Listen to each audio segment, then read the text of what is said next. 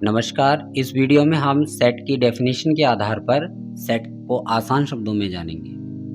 तो चलिए अब मुख्य प्रश्न से शुरू करते हैं और ये प्रश्न ये है कि सेट क्या है?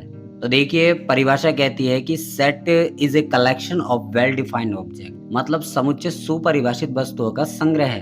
अब इसे और आसान बनाने के लिए हम परिभाषा से दो महत्वपूर्ण शब्द चुनेंगे। पहला है कलेक्शन मतलब संग्रह और दूसरा है वेल डिफाइंड मतलब सुपरिभाषित। कलेक्शन मतलब संग्रह।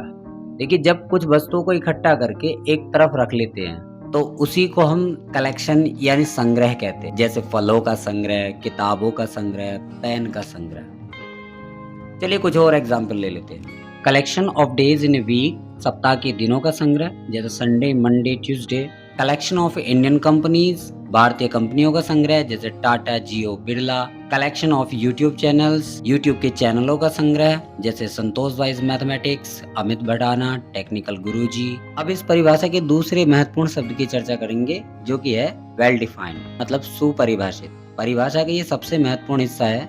चलिए समझते हैं कि क्या है well defined. Something which is clear और स्पेसिफिक इनफ, जो पर्याप्त रूप से स्पष्ट या विशिष्ट हो, उसी को हम वेल डिफाइंड कहेंगे। चलिए इसे और आसान शब्दों में समझते हैं।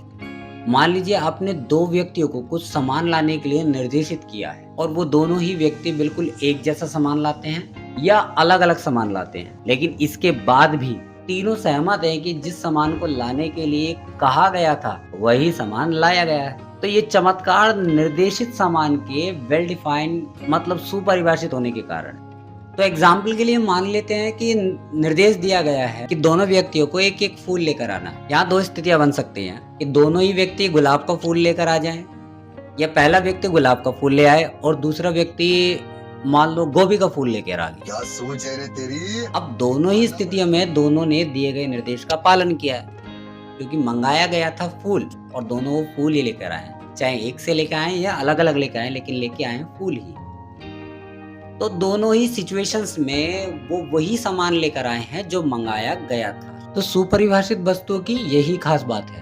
अब नॉट वेल डिफाइंड की बात कर लेते हैं, मतलब सुपरिभाषित नहीं है इस चीज की बात कर लेते हैं। इसी को समझना ज्यादा जरूरी है। देखिए क्या चीज है जो नॉट वेल डिफाइंड होगी। Something which is not clear और स्पेसिफिक एनफ, जो पर्याप्त रूप से स्पष्ट या विशिष्ट नहीं है। और फिर से वही, ये पल्ले नहीं पड़ रही, तो फिर आगे देख लेते हैं आसान भाषा में।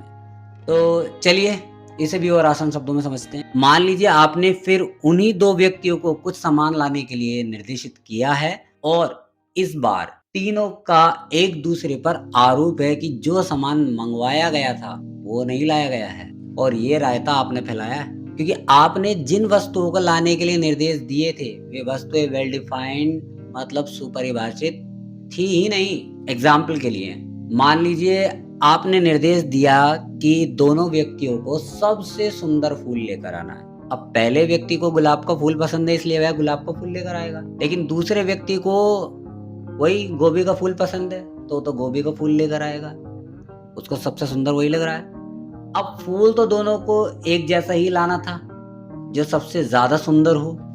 अब दोनों में झगड़ा लग गया कि किसका फूल सबसे सुंदर है, और ये झगड़ा आपने लगवाया। दूसरी स्थिति है कि मानो दोनों को ही गुलाब का फूल सबसे सुंदर लगता है, तो वो दोनों अपने अपने गुलाब के फूल को लेकर आपके पास आए। अब आपसे झगड़ा हो गया क्योंकि आपको तो गोभी का फूल पसंद है, गोभी का फूल आपको सबसे सुंदर लगता है, और ये सारी गड़बड़ आपके कारण है क्योंकि आपने वेल डिफाइंड ऑब्जेक्ट्स के लिए इंस्ट्रक्शन नहीं दिए। निष्कर्ष क्या निकलता है कि वेल डिफाइंड ऑब्जेक्ट्स के लिए इंस्ट्रक्शन नहीं दिए गए तो परिणाम अलग अलग व्यक्ति के हिसाब से अलग अलग और एक दूसरे के विरोधी हो सकते हैं। इसलिए सेट उसी को कहेंगे जिसमें ऐसा झोल ही ना हो, मतलब समुच्चय के अवयव सुपरिभाषित हो। तो चलिए अब कुछ और एग्जाम्पल लेते हैं, जैसे सप्ताह के ज्यादा बुरी दिनों का संग्रह, भारत की सबसे बढ़िया कंपनियों का संग्रह, यूट्यूब के सबसे लोकप्रिय चैनलों का संग्रह। अब विद्यार्थियों से अक्सर होने वाली गलतियों की चर्चा और करते हैं। सितारों का समुच्चय,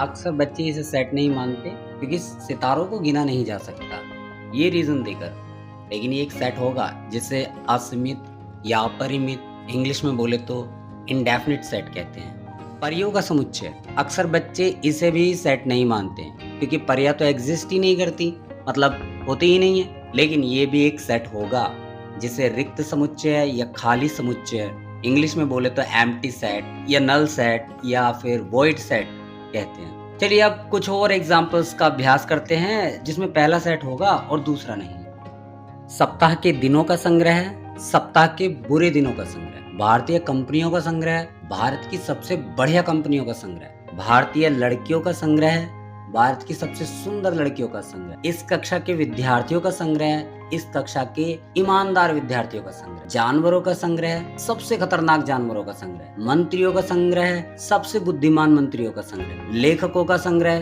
ज्यादा बुरे लेखकों का संग्रह, ग्रहों का संग्रह, सबसे बड़े ग्रह का संग्रह। यदि वीडियो पसंद आई है तो ऐसी और वीडियोस के लिए चैनल को सब्सक्राइब करें।